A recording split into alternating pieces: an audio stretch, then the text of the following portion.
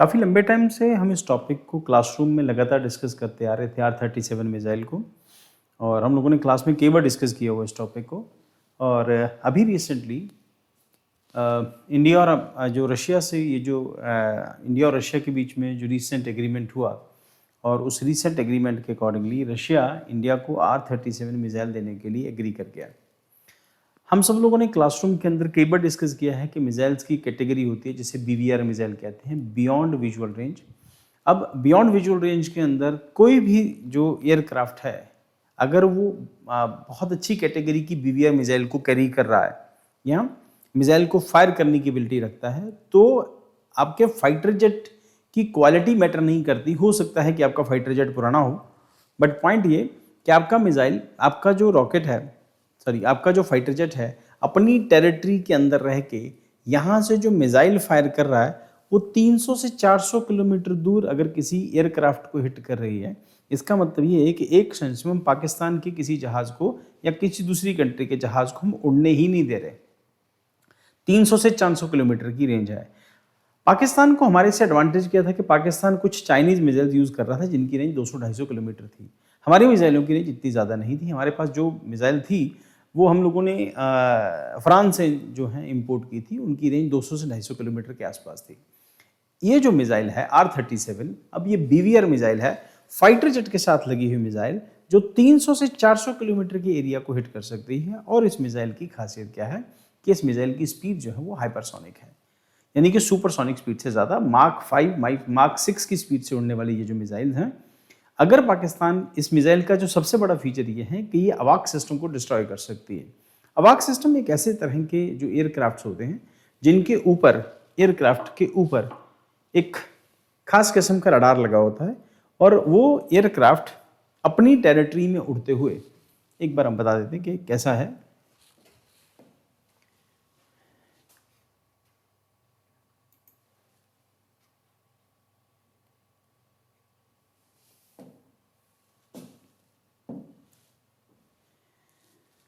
For example ये aircraft है, ये इसकी टेल हो गई,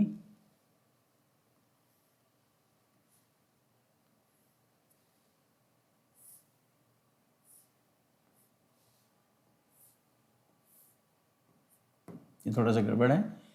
इसके ऊपर यहाँ पर इस तरह से एक रडार लगा होगा। अलग अलग कंट्रीज के पास अलग अलग डिज़ाइन के इस तरह के जो एयरक्राफ्ट्स हैं। अब कुछ कंट्रीज़ में इसको इस तरह से उठा के इस तरह से लगाया है, कुछ में इस तरह से है ये, ठीक। तो ऊपर इसके जो सिस्टम लगा है वो क्या करता है कि इसकी अपनी एक रेंज है, उस रेंज से ये आइडेंटिफाई करता है कि उसके आसपास क्या कोई फाइटर जेट उड़ रहा है।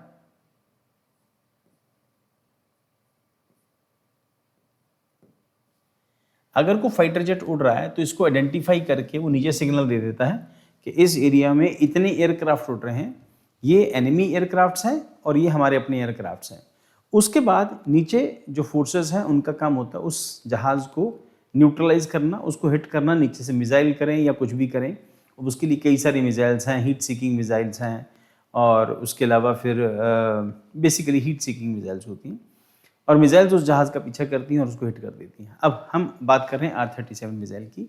इस मिसाइल की खासियत ये है कि दुनिया में जितने भी अवाक सिस्टम हैं, अर्ली एयर वार्निंग सिस्टम, अब इस तरह के जहाज़ को डिस्ट्रॉय करने के लिए इंडिया अपने यहाँ से किसी भी, जो भी उसके पास फाइटर जेट्स हैं, खासतौर के ऊपर रशियन फाइटर जेट जो सुखोई MKI है, Su-30 MKI, तो सुखोई 30 MKI को यूज़ कर सकता है इन मिसाइल्स को फिट करके। तो इसका मतलब ये, हम किसी ऐसे बहुत इंपॉर्टेंट जो एयरक्राफ्ट है उसको हम डिस्ट्रॉय कर सकते हैं। इसका मतलब ये कि अगर इस तरह की अवाक सिस्टम एयरक्राफ्ट अगर डिस्ट्रॉय हो जाते हैं, क्योंकि पाकिस्तान के पास 3 हैं, 2 जो हैं हम लोग ऑपरेशन सिंदूर में उसको डिस्ट्रॉय कर चुके हैं, उसने स्वीडन से शायद बाय किए थे, और अभी एक उसके पास है। तो ऐसी कोई मिसाइल हिट करके अगर इस तरह से अवाक सिस्टम को डिस्ट्रॉय कर दिया जाता है तो कोई भी कंट्री ब्लाइंड हो जाती है, उसको नहीं पता कि ऊपर कौन से जहाज़ उड़ रहे हैं, क्योंकि ये जहाज़ हवा में उड़ते हैं। तो इसका मतलब ये कि ये हम लोग अमृतसर बॉर्डर के पास इस तरह का जहाज़, क्योंकि इंडिया पास थोड़े से ज़्यादा सोफिस्टिकेटेड है, हम लोगों ने इजराइल से बाय किया था, जो इजराइल और अमेरिका ने मिलकर बनाया था। अब उसको छोड़ देते हैं हम लोग।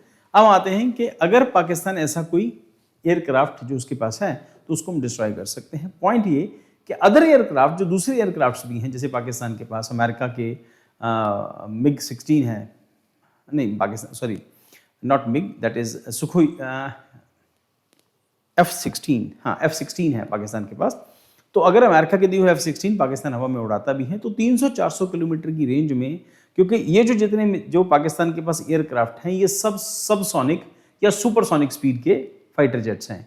इस मिसाइल की स्पीड उनसे ज़्यादा है और ये हाइपरसोनिक स्पीड के ऊपर किसी भी फाइटर जेट को डिस्ट्रॉय कर सकती है, प्लस ये अवाक सिस्टम को डिस्ट्रॉय कर सकती है। इस मिसाइल की जो खासियत है, जो फीचर्स है, इसका मतलब ये है कि वॉर का बहुत बड़ा जो कमांड होगी उस कंट्री के पास आ जाएगी जिसके पास 300-400 किलोमीटर की BVR या बियॉन्ड विजुअल रेंज मिसाइल है। ऐसी मिसाइल्स हमारे पास राफेल के साथ भी हैं, बट इस मिसाइल की रेंज उससे ज़्यादा हो जाने की वजह से और हमारे पास फाइटर जेट जो सुखोई 30 हमारे पास MKI है, उसके साथ इंडिया की एबिलिटी बढ़ जाती है, क्योंकि हमारे पास ज़्यादातर जहाज सुखोई हैं और रशियन जहाज ही हैं हमारे पास ज़्यादा।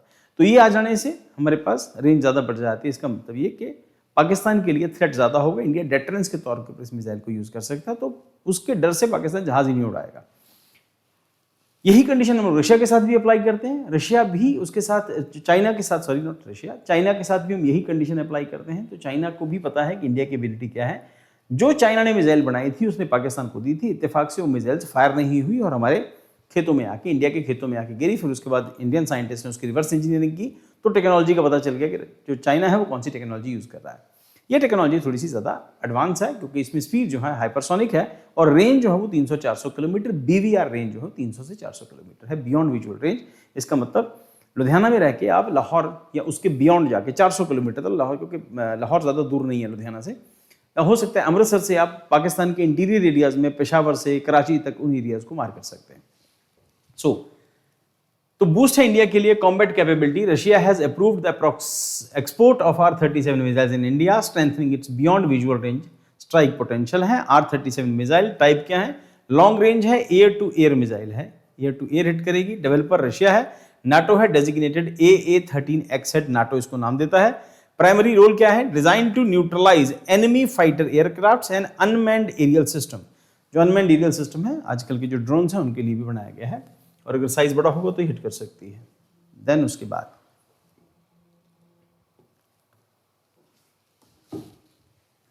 हाई वैल्यू है, एयरबॉर्न एसेट, अवाक स्केलर है, कैपेबिलिटी अवाक, जिसको मैंने अभी आपको डिस्कस किया, ऑफन रेफर टू एज अवाक scaler due to its ability to target airborne warning and control system. अवाक्स मिड एयर रिफ्यूलिंग टैंकर्स, जितने भी मिड एयर रिफ्यूलिंग टैंकर्स होते हैं उनको डिस्ट्रॉय कर सकती है। रिफ्यूलिंग टैंकर का काम होता है वो अपने साथ फ्यूल कैरी करता है और हवा में उड़ते हुए फाइटर जेट्स को फिर वो फ्यूल दे देता है, नहीं तो जहाज़ों को नीचे जाना पड़ेगा, फिर रिफ्यूलिंग करके फिर ऊपर आना पड़ेगा, तो उसकी रेंज बढ़ जाती है।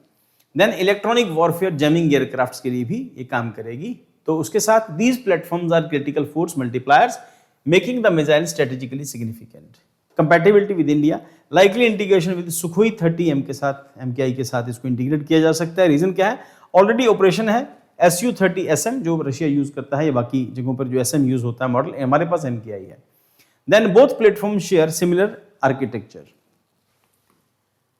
देन की फीचर्स में क्या है? वॉरहेड है 60 kilometre high explosive fragmentation warhead अपने साथ, या 60 किलोमीटर का हाईली एक्सप्लोसिव वॉरहेड ले जा सकती है। वॉरहेड वो होता है जो उसके साथ लगा हुआ असला होता है, उसको वॉरहेड कहते हैं। Then effective against large airborne targets, जो साइज में जो बड़े होंगे उनके लिए ज्यादा इफेक्टिव है। Guidance system multi stage guidance है, इनर्शियल नेविगेशन सिस्टम INS है, mid course data link update है, एक्टिव रडार होमिंग है टर्मिनल फेज के अंदर, enables real time target tracking and course correction. इसका मतलब बार बार इसका पाथ भी चेंज हो सकता है। फ्लाइट प्रोफाइल है, यूज ऑफ लॉफ्टेड ट्रैजेक्टरी है, climbs to higher altitude before descending and enhances range and energy efficiency. Range 300 से 400 किलोमीटर, मतलब बहुत ज्यादा रेंज है किसी भी BVR मिसाइल के लिए। 300-400 किलोमीटर की रेंज बहुत ज्यादा होती है।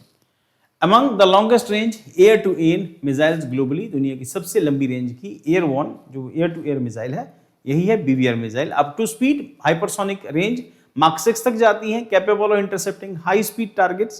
Propulsion system equipped with jettisonable pocket rocket booster, इसके अंदर खास तरह का एक इंजन लगा है that improves acceleration and range. Strategic significance for India क्या है? Enhances beyond visual range combat capability, improves ability to neutralize high value enemy assets.